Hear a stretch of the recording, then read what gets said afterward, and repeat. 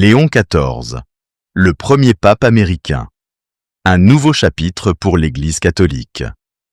Bienvenue sur Les Prières Véritables, votre chaîne dédiée à la spiritualité, à la foi et à la compréhension des événements majeurs de l'Église catholique.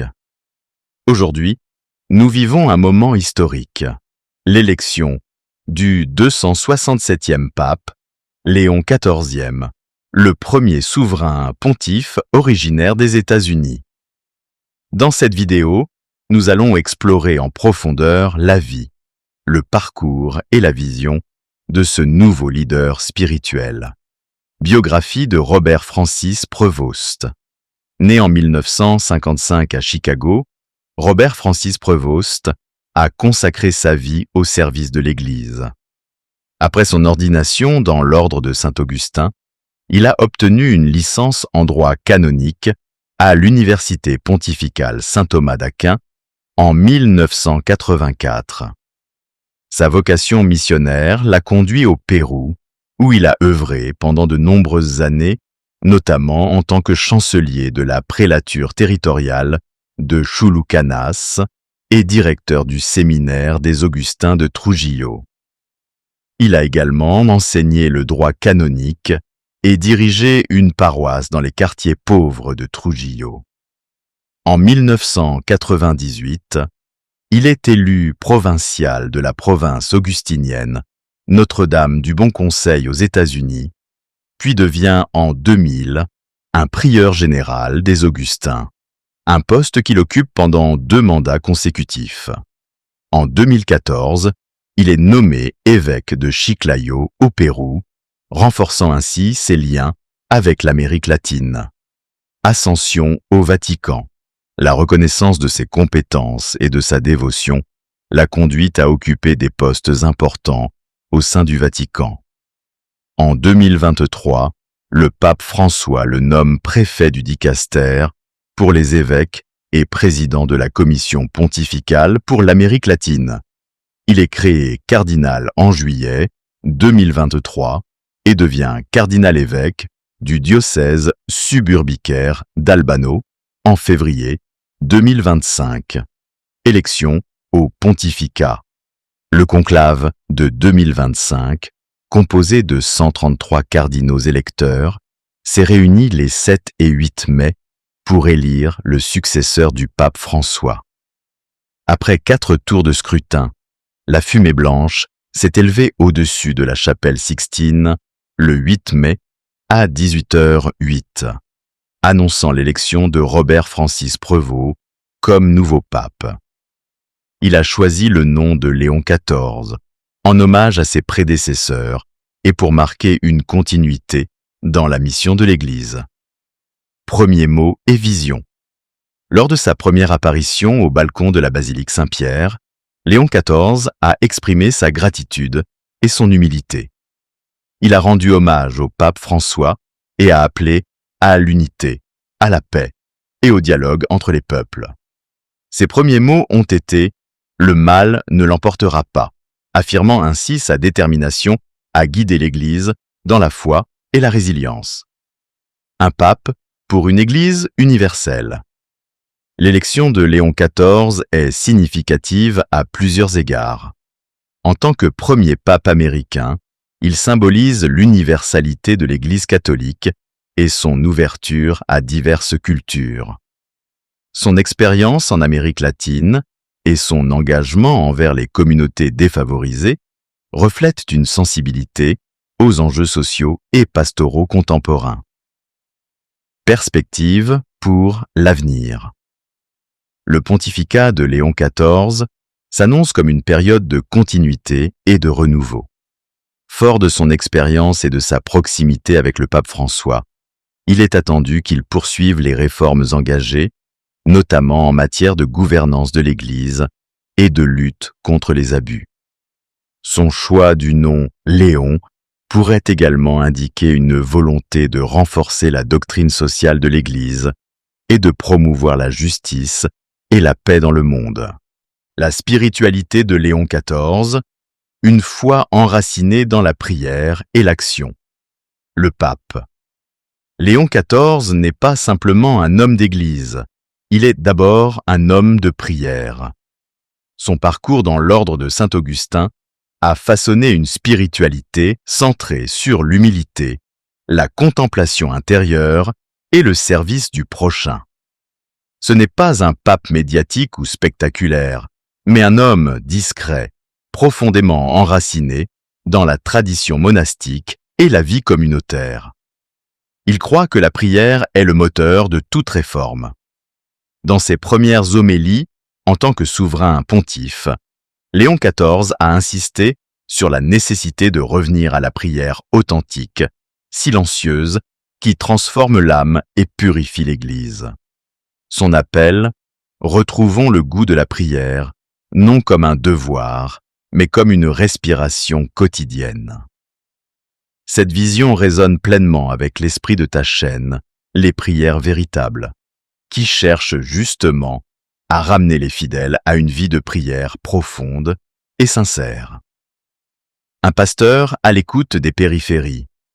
Fidèle à l'enseignement du pape François, Léon XIV veut une église en sortie, proche des pauvres, des réfugiés, des oubliés.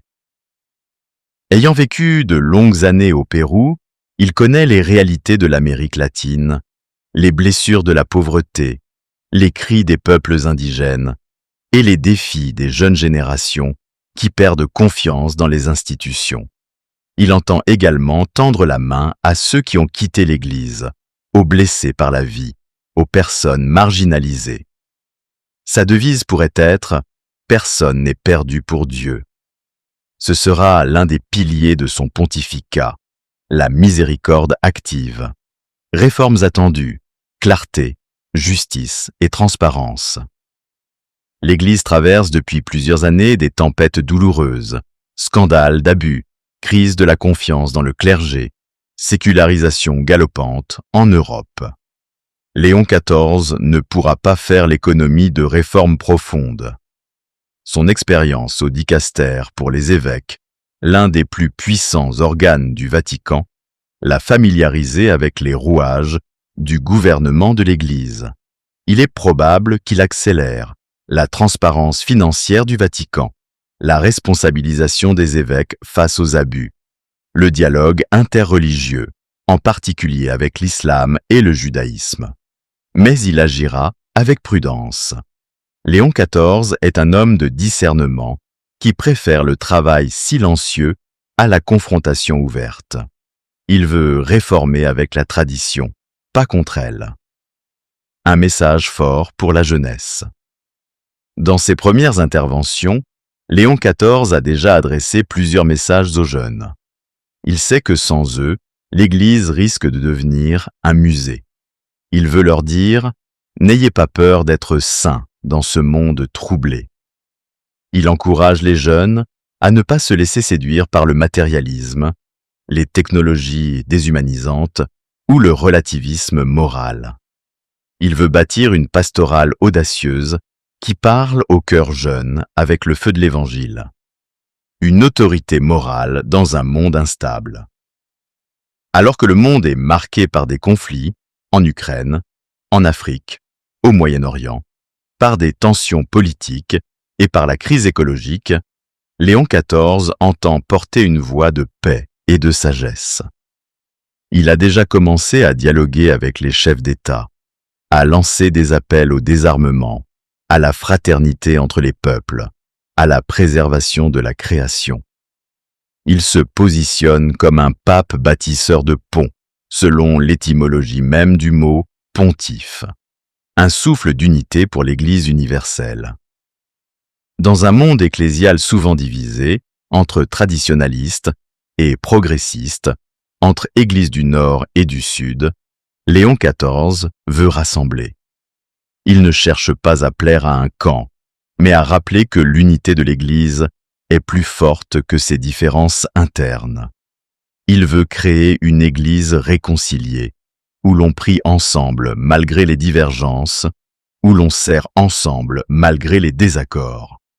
Ce projet est à la fois ambitieux et évangélique, un pontificat sous le signe de l'espérance. Léon XIV arrive dans une époque troublée, où le mal semble triompher, où la foi recule dans de nombreux pays. Mais il ne vient pas avec des slogans ou des solutions toutes faites.